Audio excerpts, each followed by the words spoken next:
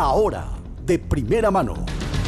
Comerciantes de frontera, mejor conocidos como paseros, bloquearon el tránsito en la zona del puente Remanso, provocando un embotellamiento de por lo menos 3 kilómetros. Los comerciantes denuncian el incumplimiento de medidas administrativas consensuadas con el gobierno que les permitían seguir operando a pesar de la decisión irreversible de frenar el contrabando. Los paseros piden mayores flexibilidades y el gobierno busca hacer valer cada guaraní que sirva para engrosar el volumen de ingresos fiscales. ¿Cómo se solucionará este problema? ¿Y quién debe dar el primer paso? Entérese ahora de primera mano. Y ya enseguida vamos a estar profundizando ese planteamiento, esa consulta que hacía el material de introducción con Eduardo de Gasperi, exdirector de aduanas, y también con Marcos Mendieta, director del DETAVE. Pero ¿qué sucedía más temprano? Es la pregunta. Sí, sobre todo, y de vuelta, cierres en lugares considerados críticos y sobre todo también, Roberto, Cintia, esto que tiene que ver con varias promesas que ya se les hizo a los paseros. Promesas por parte también de gente vinculada al gobierno, específicamente el vicepresidente de la República, y promesas también por parte de parlamentarios. Y los paseros que están solicitando un sistema más simplificado de trabajo ahí en la frontera. Por su parte, el titular de aduanas asegura que no va a aflojar en los controles y mientras tanto un caos que afecta a la gente sobre todo, que tuvieron que esperar horas para poder llegar a sus lugares de trabajo debido a los cortes. Eso fue justamente lo que constató nuestro compañero Mauricio Durán, que estuvo bien temprano en esta zona de conflicto. ¿Qué tal, Mauri? ¿Cómo estás? ¿Qué tal, Roberto, compañeros? Así es, y en carne propia vivimos lo que fue el gran embotellamiento en horas de la mañana hoy en la ruta que lleva al puente Remanso. Desde las 6 de la mañana hasta las 9 horas estuvo, como se aprecia en las imágenes, totalmente colapsado, trancado el tránsito. No es que se movía lentamente o estaba pesado, directamente no se movía el tránsito por más de 3 kilómetros. El motivo, como ya dijeron justamente, es un cierre del puerto de Vista Alegre por parte de los paseros. Algunas personas inclusive, luego de varias horas ya de esperar, simplemente decidieron ya relajarse y abrir sus vehículos, apagar sus vehículos para ahorrar combustible, sentarse a tomar tereré o comer algo, ya que estaban ahí también aprovechando un momento personas que vendían alimentos, y esperar a que en algún momento se libere el tránsito. ¿Por qué? Porque ni siquiera había forma de retroceder en este caos vehicular, por lo cual no teníamos opción que quedarse a esperar. Esto es lo que decían al respecto los ciudadanos afectados por esta situación. ¿A dónde tenés que llevar tu mercadería? Acá en Repancito, Puerto Belsa. O sea, acá cerca prácticamente. Sí. ¿Y a qué hora tenías que llegar más o menos? Las 6 por ahí. Y ahora ya son 6:30 por ahí. Las 8 ya. Casi se quedaron sin empanadas, entonces los perros. Sí, casi. ¿Hace cuántas horas que está acá trancado? 1 hora y media por ahí. Claro que sí, toda la gente sufre por eso porque pierde tiempo y además que no pueden ir al trabajo ni nada y sufrimos todos. ¿Y que ya le hablaste a tu jefe? ¿Cómo solucionaste el problema? Algunos de mis jefes están varados también aquí esperando para cruzar el puente para ir a trabajar. Seguiremos esperando. Bueno, los paseros por su parte exigen el cumplimiento del decreto 2430 que establece, que ya fue lanzado el año pasado en agosto específicamente, y que delimita algunos puntos para las personas que se dedican a esta actividad. Entre ellas, por ejemplo, que se aumenta el límite de $2.000 a 10.000. Ellos dicen que 2.000 es demasiado poco, ya que trabajan entre varias personas y este dinero o este importe para introducir productos no es suficiente. Esto es lo que decía al respecto Zuli Jaquet, encargada de los trabajadores. Dentro también de la 2430 establece hasta $10.000 la importación simplificada, digamos, ¿verdad? Cosa que hasta hoy no se puede dar porque ellos no está inscrito y registrado más de 20.000 productos y a nosotros solamente de repente nos autorizan 3, 4 marcas y nada más, y con eso no podemos hacer nada. La inscripción se hace a través de 5 personas en donde solamente una persona es la cabeza responsable, pero ¿qué pasa? Los $2.000 se dividen en 5 y están utilizando $200 mensual, cosa que es imposible porque con $200 prácticamente no se compra nada, que viene a ser 1 millón. Bueno, y como ya pudimos ver, esto afectó a todas las personas por igual. Vimos gente que estaba intentando entregar productos, gente que estaba intentando llegar a sus puestos de trabajo y también debido a esta situación crítica que estaban viviendo las personas luego de ya 3 horas de estar esperando, algunas personas decidieron peregrinar prácticamente y cruzar el puente caminando. algunas con hijos en brazos, otras personas tenían que llegar a puestos de salud con sus familiares de avanzada edad para poder ser atendidos. Recordemos que, por ejemplo, un turno en IPS le puede tardar varios meses o varias semanas. Ellos tenían que llegar a este lugar. Ahí se puede apreciar en las imágenes las personas que estaban cruzando más de 2 kilómetros. Tiene solamente el puente que tenían que cruzar estas personas para llegar. Esto es lo que decían al respecto las personas que estaban peregrinando prácticamente debido a esta medida de fuerza. ¿De dónde vienen caminando? De ahí del puente, de Benjamín vengo. Tiene que encima están con una señora de edad ya. Sí, con mi mamá que tiene turno para IPS, mirando un poco cómo va. Porque aunque sea, nos pone, aunque sea colectivo militar, aunque sea para esto. Como 2,5 kilómetros más o menos. Es el puente, desde las 5 que estamos ahí. Tenemos cita en el hospital y esta es la hora que... Y este es el nuevo rumbo de nuestro presidente. Bueno, y finalmente, aproximadamente a las 9 horas, se liberó finalmente el tránsito y el paso por el puerto Vista Alegre. Pero ¿qué pasa? Debido a los casi 3 kilómetros de fila que estuvieron trancados por más de 3 horas, obviamente una vez que empezaron a circular y teniendo que pagar también el peaje, el tránsito continuó caótico y avanzaban de manera bastante lenta, por lo cual probablemente hasta estas alturas, hasta esta hora, el tránsito sigue bastante lento en la zona, compañeros. Muy bien, ahí están los famosos efectos colaterales. Claro, y decíamos justamente, Roberto, ¿dónde está la Policía Nacional que tiene que garantizar la libre circulación, teniendo en cuenta esta situación que vimos recientemente en la última entrevista de esta señora que le acompañaba a la madre de avanzada edad? O sea, esto no puede Generalmente las ser. manifestaciones no suelen ser tan largas, prolongarse tanto en el tiempo. Generalmente 5 a 10 minutos dura. Después Claro. ya la policía interviene y despeja. Claro, o se evita. negocia, es decir, se cierra por lo menos una calzada o se le permite que pueda cerrar la avenida Internacional por lo menos 15 minutos, pero 3 horas. Y en este caso, consultamos con un abogado, con el abogado Vasconcelos, para ver cuál es la responsabilidad omitida en este caso por la Policía Nacional en virtud de las leyes vigentes en nuestro país. Recordamos, por ejemplo, la ley del marchódromo. Totalmente. Y también este enunciado de la Constitución Nacional que habla del libre tránsito de las personas en el territorio nacional. Esto era lo que nos decía. Todo paraguayo tiene derecho a residir en su patria y los habitantes pueden transitar libremente por el territorio nacional, reza en su primera parte el artículo 41 de la Constitución Nacional. Sin embargo, este derecho colisiona con el de la libre manifestación cuando de cerrar rutas y caminos se trata.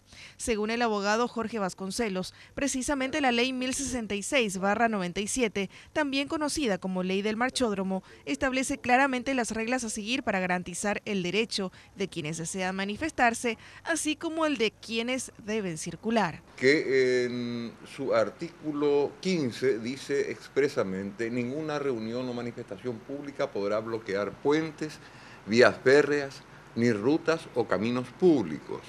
En consecuencia, la ley es clara, esa es una disposición que impide, por un lado, realizar ese tipo de actividad y por el otro, autoriza a las fuerzas públicas a proceder al despeje. Según el profesional del derecho, la claridad de la ley faculta suficientemente a las fuerzas del orden a actuar de oficio en el despeje del puente Remanso. No se necesita de ningún mandato judicial.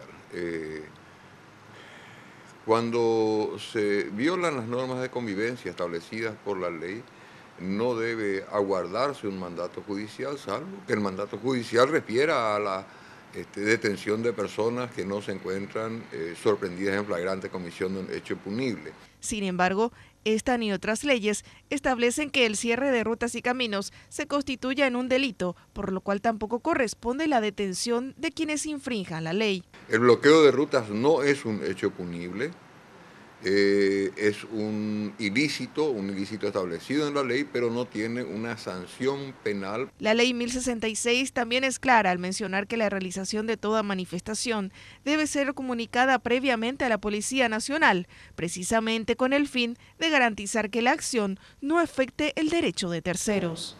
En resumen, la policía debió haber actuado para restablecer el orden público, que en este caso quedó alterado. Sí, de hecho que no debería haber ocurrido esto y es una ineficiencia por parte de la Policía Nacional, tendría que haber despejado en su momento, muy bien explicado por el abogado Vasconcelos, teniendo en cuenta que también las personas tienen el derecho a manifestarse, por lo tanto, si es que están en una manifestación en cierre de ruta, no puede ser una persona detenida, pero tampoco la policía puede permitir el cierre de una ruta, sobre todo internacional. Bueno, nos metemos en el embrollo de los paseros, a ver cómo se entiende este problema y cuál podría ser una solución.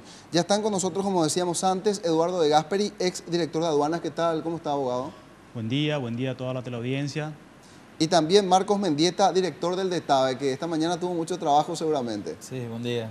¿Cuál es el problema? Y empiezo con Marcos, en esto que estalló esta mañana y que movilizó toda esta situación que veíamos recién. ¿A qué responde? ¿Hay una omisión efectivamente de parte de las autoridades de dar cumplimiento al decreto que mencionaban los paseros? Sí, primeramente esto tuvo origen el 17 de octubre de 2014 con la resolución con el decreto 2430, donde establecía ya ciertos parámetros ya y obligaciones para la formalización de la gente, los autodenominados paseros, ¿verdad? En la cual le daban un tiempo límite para su inscripción, formalización en la Secretaría de Estado de Tributación como comerciantes. Así también se estableció un monto de $10.000 mensuales, ¿verdad? Hasta $2.500 por evento para realizar esas importaciones a un denominado ya IM06, que es el despacho menor. Asimismo, este decreto fue reglamentado por la Dirección Nacional de Aduanas con la resolución 670 del 17 de diciembre del mismo año, en la cual marca diferentes parámetros. Una de ellas es que deben de contar con vehículos que no sobrepasen 1.500 kilos y deben estar registrados en la Dirección Nacional de Aduanas para poder hacer el desaduanamiento de sus productos. Bueno, posteriormente, con la resolución 133 del Ministerio de Salud Pública, ellos estrechan más las obligaciones de los paseros, dándole un cupo de $2.000, no solamente eso, mensuales, no solamente eso, sino también una capacidad edilicia de acuerdo a la naturaleza del producto donde ellos puedan albergar sus productos. Ellos deben estar sujetos a todas esas reglamentaciones para poder hacer la importación de los productos. Todo lo que es comestible sabemos bien que deben estar sujetos a una licencia previa de importación, análisis laboratoriales de la INAM y esos requisitos previos que deben cumplir para que eso se pueda introducir al país y asimismo calificar los autos para el consumo, el modo de transporte, si tiene una cadena, si hay que mantener una cadena de frío, todo eso está estipulado en las resoluciones correspondientes. Es decir, entendemos entonces, Marcos, de que hay una serie de requisitos para que se pueda dar esta situación, digo, de los $10.000 que ellos están exigiendo. No es simplemente, bueno, ya se comprobó, ya se aceptó lo de $10.000 y bueno, puede entrar la mercadería y sin ningún tipo de control. Claro, no. Nosotros estamos realizando los controles ya estrictos, hubo un periodo de implementación, de adaptación, y posteriormente tenemos ahora la directiva del Director Nacional de Aduanas ya que se cumple de acuerdo a lo establecido al decreto y a las resoluciones, los controles. Los 1.500 kilos por evento, ¿verdad? La aduana dispuso... Pero Marcos, ellos pueden traer ya por los $10.000, ¿no? Todavía no. La aduana le faculta a $10.000 mensuales, pero la INAL volvió a estrechar eso a $2.000 mensuales. ¿Sí? ¿Sí? Porque es la entidad la entidad encargada de hacer la habilitación y de emitir las licencias previas de todo lo que es aquí consumo. Bueno, ellos básicamente están cerrando su nicho de mercado a productos de consumo, es decir, productos alimenticios. Por eso es que interviene INAN y pretende establecer esta pauta. Ahora, don Eduardo, ¿usted cómo ve el problema? Como un ex director de aduanas, también conocedor del manejo interno de la institución, ¿dónde está fallando el sistema que se da de vuelta a este inconveniente? Bueno, este es un tema muy complejo, que tiene varias patas, a mi criterio. El Código Aduanero, la Ley 2422, establece los regímenes especiales para introducir mercaderías al país. En ese contexto, el régimen más próximo o el más cercano a lo que se plantea con estos casos es el régimen de tráfico fronterizo, que es un régimen especial de ingreso. Pero ¿qué pasa? Este régimen habla que solamente esos productos, si bien pueden entrar exentos de tributar, solamente pueden ser es para el consumo propio de artículos de primera necesidad y que pueden ser consumidos dentro del radio fronterizo, ¿verdad? Y es para consumo propio. Y deja el Código Aduanero la reglamentación a cargo de la aduana en cuanto a qué tipo de productos, cantidad, volúmenes y todo lo que estaba explicando Es decir, Marco. con este tema ya simplemente al darle la posibilidad a esta gente de que comercialice esto, se abrió de vuelta un paréntesis en el Código Aduanero. Por eso decía que tiene varias patas.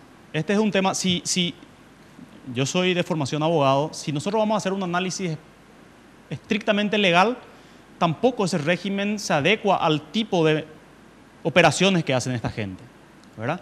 Ahora, acá detrás de todo esto hay un tema social, ¿verdad? Hay un tema social que hasta cierto punto, entre comillas, también social, porque dentro de los propios paseros, entre comillas, hay gente que maneja volúmenes muy grandes y que son no solamente paseros, son empresarios, ¿verdad?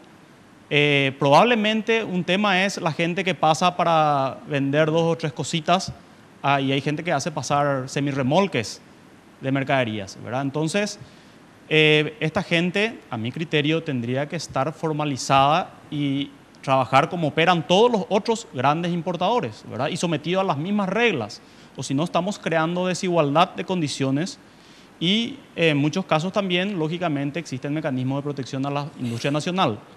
Por lo tanto, entiendo de que si le vamos a buscar una solución, se ha intentado a través... Este es un tema que surge ya en el año 1967 con un decreto por el cual se crea el famoso régimen de pacotilla. Sí. ¿Verdad? O sea, desde esa época se viene buscando mecanismos de cómo hacer para formalizar esta situación. Eso sufrió un sinnúmero de reglamentaciones. Ya en el año 2002 se crea otro decreto, el 17.248, que establece otros criterios. Cuando eso se hablaba de $150 de cupo, ahora se levantó a 10.000 con lo último. O sea, el gobierno le va buscando, o los gobiernos de turno le van buscando la forma de regularizar esto, pero el problema está en lo que decíamos, ¿verdad? Es que es un tema social. O sea, si ustedes me preguntan qué solución tiene esto, y una de dos. Una es el valor de diferencia cambiaria entre el país vecino y el nuestro sea siempre más alto, que no sea rentable, por el lado de la rentabilidad, que no sea rentable traer esa mercadería, o de lo contrario de cumplir la ley y claro, someterse a todos claro, doctor, porque finalmente se convierte esto en un negocio. Digo, si estamos hablando de $10.000, estamos hablando de 52 palos mensual, 52 millones, es decir, para un consumo, para una familia 52 millones. Es decir, evidentemente esto se trae para comercializar. Hoy el contexto quizás es mucho más profundo que el del 67, porque no teníamos una industria local tan fuerte y en auge, a diferencia de lo que hoy representa sostener este dilema social, digo, para las propias empresas también del sector privado que intentan colocar sus productos en el mercado pagando sus tributos, instalando los puestos correspondientes y tienen que hacer frente a una competencia desleal que usted bien decía. No solamente se trata de personas que hacen pasar pequeñas porciones de productos, sino que muchas veces se disfrazan en este sistema para poder introducir grandes cantidades. Ahora, volviendo a la realidad, estamos hablando de un escenario primero de diagnóstico y luego de ideales. ¿Qué se puede hacer, Marcos? ¿Qué se puede hacer, Eduardo, para encontrarle finalmente la tecla a esta situación de tal manera que no se den estos efectos colaterales como se resintieron esta mañana? Bueno, en este caso, como dijo acá el doctor, una de dos. O que suba el peso y no sea una competencia, no sea rentable realmente la importación de productos, o cumplir la ley. Hubo un periodo de reglamentación, un periodo de prueba y ahora ya es de aplicación. ¿Vio? Hay que tener en cuenta que todo esto genera una competencia desleal donde tenemos importadores que cumplen con todos esos requisitos. Tenemos representantes de marcas que se ven afectados por este tipo de ingresos. Entonces, aparte de ser social, también es social en todos los ámbitos, en la clase media, baja, y también los importadores que tienen que mantener sus estructuras y personales. Si no venden, evidentemente estarían despidiendo gente. Ahora bien, los paseros están solicitando un sistema más flexible, un régimen más simplificado, ¿Esto qué implica y por qué no podría darse? Sin tanta burocracia también mencionado. Bueno, de hecho, como le dije, nosotros, o sea, la aduana se ajustó al decreto 2430, donde están varias condicionantes, hizo la reglamentación de los mismos, estableció el kilo, el kilo por evento, 1.500 kilos y $2.500 también por evento. De hecho, se tendrían que acoger a todo eso. Posteriormente es un despacho menor. Si tenés más capacidad de $10.000 y entrar a un despacho normal. Justamente es tratar de separar los segmentos, identificar a aquellas personas que tienen mayor capital y que se vayan ajustando en su categoría impositiva. ¿Usted cree que lo que están protestando son aquellos que rebasan esa capacidad? Y probablemente sí, porque realmente sabemos bien que somos un poco resistivos a tributar los impuestos, es una cultura que tenemos también, y esto se hizo justamente para identificar a los importadores. Creo que son ahora mismo 1.800 paseros están ya cuantificados hasta ahora. Y bueno, entonces segmentar eso, lo que tiene mayor capacidad impositiva, que se inscriban con importadores normales, formalicen empresas, eso va a generar fuentes de trabajo, ¿verdad?, acá en el país, y los que no, que se ajusten al IM06. O bien lo que están viendo esto como indudablemente un negocio, ¿verdad? Serían las personas eventualmente las que están ahí exigiendo que esto sea más flexible.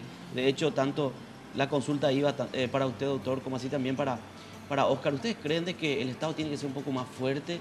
Digo fuerte hablando de aduanas y la flexibilidad.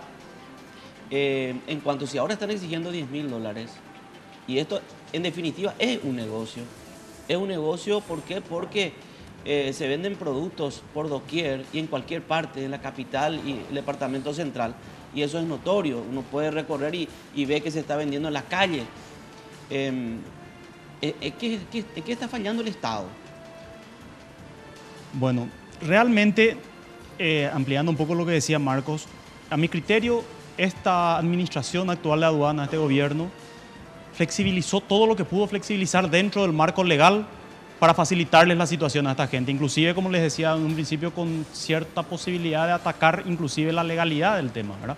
Pero como se trata de un fenómeno social, a mi criterio, se hicieron todos los mecanismos. Decía la señorita que se puede facilitar más, que ya está facilitado todo. Se le da el régimen simplificado de despachos, se le aumentó los montos que ellos habían solicitado en su momento. Ahora, ¿qué pasa? También citaba Marcos, hay algunas normativas y algunos ajustes que sí se tienen que tomar en cuenta. Uno no le puede, o si no, de lo contrario hay que dejar que pase libremente. Se tiene que decir, bueno, hasta $10.000 dejamos que pasen todo y tendríamos que derogar ciertas normas legales para no estar violentando normas legales, ¿verdad? Y eso sería más o menos ya declarar la ley del oeste, ¿verdad? Pero algunas cuestiones mínimas se deben cumplir. Pero ¿qué pasa probablemente con este tipo de negocios? Que cuando vos les exigís a esta gente que cumplan ciertos mínimos formalismos, una de dos, o no pueden cumplir directamente porque no están en condiciones de papel, de documentaciones, o de lo contrario, el formalizar implica que deje de ser rentable, ¿verdad? Entonces, la solución ya es o una de dos, como les decía, ¿verdad? O dejar libremente hacer la vista gorda o mirar al cielo cada vez que pasen ellos, por una cuestión social, o de lo contrario, exigirles, y que creo que es lo que está haciendo ahora el gobierno, les dio tiempo, esto data de finales del año pasado, se dio un periodo de inscripción, de ajuste, para formalizarse esta gente, y en algún momento dado se tiene que empezar a exigir.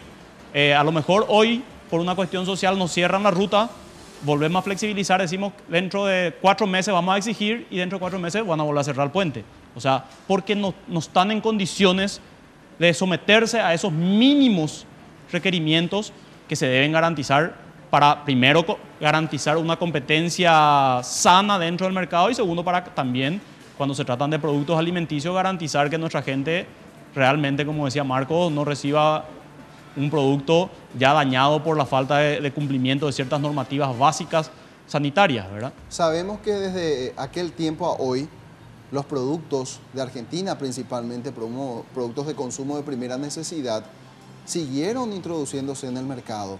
Ahora, ¿lo hicieron bajo este régimen? ¿Tienen ustedes datos que puedan de alguna manera poner en relieve que efectivamente hay personas que sí están cumpliendo o definitivamente se hizo la vista gorda a esta normativa? No.